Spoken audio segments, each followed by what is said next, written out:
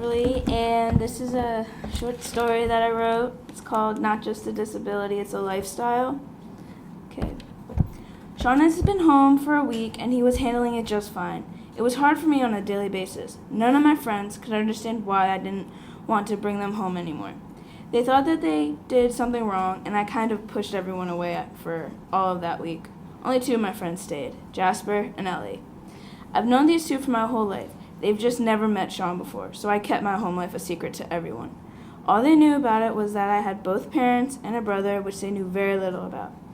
I hadn't wanted anyone to change their opinion about me that much. They only knew the facts that are important. "Hey, Allie, can we come over and hang tonight?" Ellie asked me one day. I pretended to look through the calendar on my phone. "Sorry, we're busy tonight." I shrugged, then thought of a compromise. "Why don't I come over to your place this weekend?"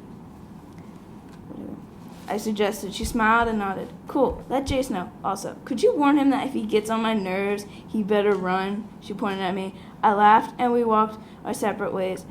Ellie was sweet and all, but tell her a secret and the whole school finds out. I found that out the hard way when I accidentally told her who my crush was. She blabbed to the entire school, and he found out, causing me to never trust her after again. Jasper was the opposite.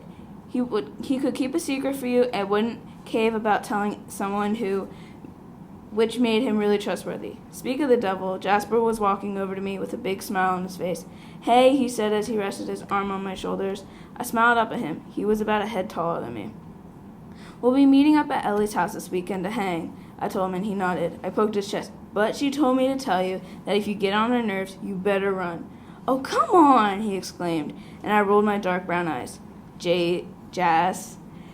I raised an eyebrow at him. He grumbled and agreed. "Good. So what's up?"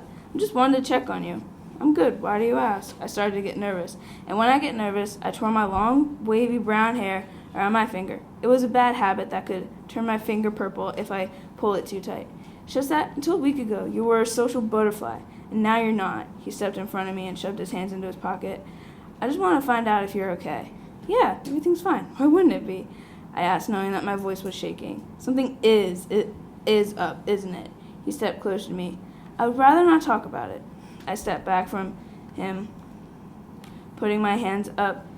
Then I turned away from him. I walked to my class while they were running steps behind me. "Allie," he yelled behind me. I just kept walking. "What's wrong?"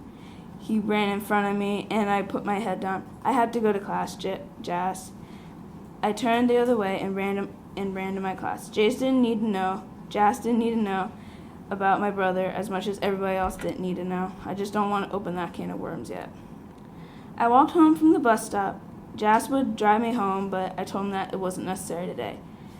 Sean's new TSS was coming over today, so I was going to meet them. TSS stands for Therapeutic Staff Support, and my mom could be uberly overprotective about my brother. That was the cause for us having so many of them, and so far, I think that one was going to be number 30. "Allie," she yelled when I walked in the door, and I slowly made my way over to where she was. She was sitting on the couch with, I assumed, was Sean's new TSS. All of his other ones were ladies, but not this one. For the first time in forever, he had a male TSS, and it had been a while since he had one of those. "Allie, this is Chad, Sean's new TSS." My mom introduced me. I smiled at him. He did the same.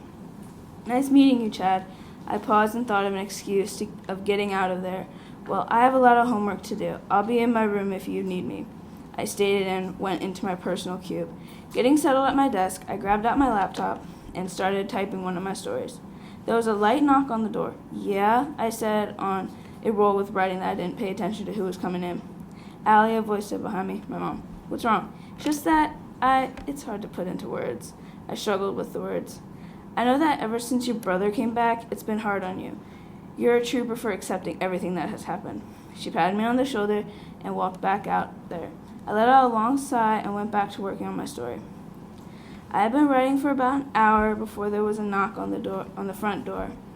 Thinking nothing of it, I kept working. When someone opened my bedroom door, I turned to find Jasper. My eyes grew large. Immediately, I thought of an excuse. "So I see that you're busy." He crossed his arms over his chest. "Jasper, let me explain." I jumped up. "Why would you lie to me?" His eyes showed that he was really hurt. "Please understand that it's hard to explain right now." I started struggling to find the right words. Yeah, that's because you haven't come up with an excuse yet. He stormed out of my room. Jasper, I yelped, running after him. My mom was sitting in the kitchen, watching Sean and Chad mess around in the pool. It was October, and our pool was still open, if you were wondering. The doctor said that it was okay, so my mom went with it. She heard us coming and turned to us. Right away, she knew that she had to leave. I grabbed his arm to stop him. Allie, let go, he growled. Please, Jasper, I don't want you to be mad at me, I choked out. You should have thought of that before you tried to lie to me. You know how much I hate that. He jerked his arm out of my grasp and strode out of the room. He slammed the door shut behind him.